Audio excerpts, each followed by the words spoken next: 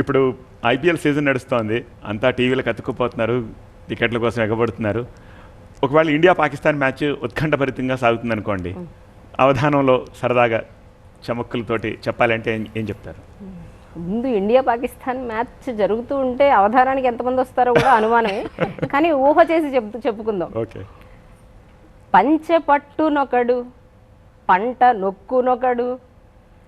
అంటే ఎలా ఉంటారు అంటే, ఇంట్లో కూర్చునేవాళ్ళు, అక్కడికి వెళ్ళి చూసేవాళ్ళు కొంతమంది, ఎవరైనా క్రికెట్ మ్యాచ్ని ఆనందించేవాళ్ళే. పంచె పట్టునొకడు, కాస్త ఉత్కంఠభరితంగా ఏం జరుగుతుందా అని ఇలా కాస్త చూసేవాళ్ళు కొంతమంది. పంట నొక్కునొకడు, కొంతమంది కొరికేసుకుంటూ ఉంటారు అదే పంచని. టెన్షన్. పాద తప్త బిడాల భంగినొకడు, పాద తప్త బిడాల భంగినొకడు.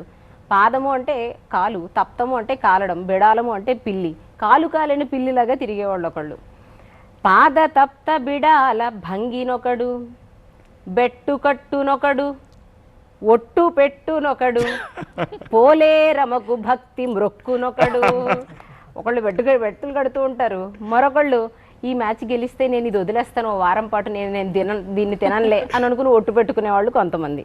బెట్టు కట్టునొకడు, ఒట్టు పెట్టునొకడు, పోలేరమకు భక్తి మ్రొక్కునొకడు. చక్కగా ఓ మొక్కు కూడా మొక్కేసుకునే వాళ్ళు ఉంటారు. ఉన్న చోట నుండి కన్ను నార్పడొకడు, ఉన్న స్థలము నుండి కన్ను నార్పడొకడు.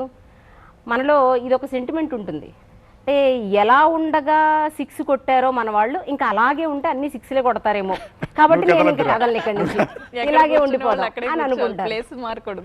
మారకూడదు. ఉన్న స్థలము నుండి కన్ను నార్పడొకడు. మరి ఇంకొకళ్ళు ఉన్న చోటనొకడు ఉండలేడు, ఇంకొకళ్ళు ఉన్న చోట ఉండలేరు. అంటే ఇలా కుర్చీ ఒక చోటు ఉంటుంది, కాసేపు కాళ్ళు కిందే ఉంటాయి, కాసేపటికి చూస్తే కాళ్ళు పైకి వచ్చేస్తాయి, కాసేపటికి చూస్తే అతను కుర్చీ మీద ఉంటాడు. ఏమిటంటే ఒక్కొక్కళ్ళు ఒక్కొక్క రకం, ఒకళ్ళు ఉన్న చోట నుంచి కదలకుండా అలాగే కన్నార్పకుండా చూస్తూ ఉంటారు. కొంతమంది ఉత్కంఠతో పాపం కుర్చీ మీద కూడా నెమ్మదిగా ఎక్కేస్తారు. ఉన్న స్థలము నుండి కన్ను నార్పడొకడు, ఉన్న చోటనొకడు ఉండలేడు, స్మరణ చేయునొకడు, జపించునొక్కడు. ఎవరు చేసే పనులు వాళ్ళు.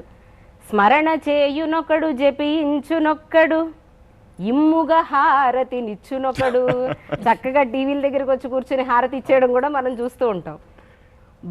బాలున కీలల గోల యొకడు. ప్రతి బాలుకి ఈలలు వేసే గోలలు చేసేవాళ్ళు ఉంటారు. అది ఎలా సాధ్యం అవుతుందని అనిపిస్తుంది నాకు.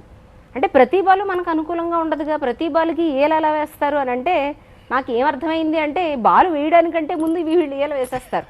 అంటే ఈ బాలు మనకు అనుకూలంగా ఉండాలి అని చెప్పి బాలు వేయడంతో సమాంతరంగా ఈల కూడా వేసేస్తూ ఉంటారు అనమాట.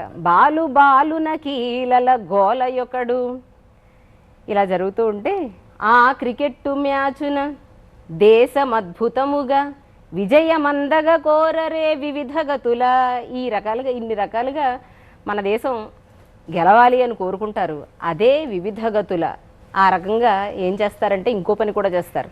పంతమునరే పరపక్ష పతనమునకు.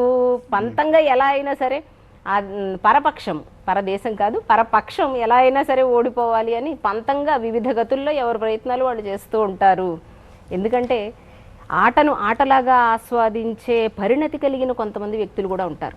అంటే ఇరు జట్ల మధ్య జరుగుతున్న ఆటని కేవలం ఆటలాగా చూసి పరపక్షమైనా కూడా వారి ప్రతిభ ఇక్కడ బాగుంది అనేవాళ్ళు ఉంటారు. కానీ ఒక్క ఇండియా పాకిస్తాన్ దగ్గర మాత్రం ఆ పరిణతి కూడా పక్కకి వెళ్ళిపోయి మన దేశమే గెలవాలి అని అందరూ కోరుకుంటారు. కాబట్టి ఇలా రకరకాలుగా ఉంటుంది ఆ సన్నివేశం అని పూరించవచ్చు. మంచి చమత్కార వర్ణన కదా సత్య.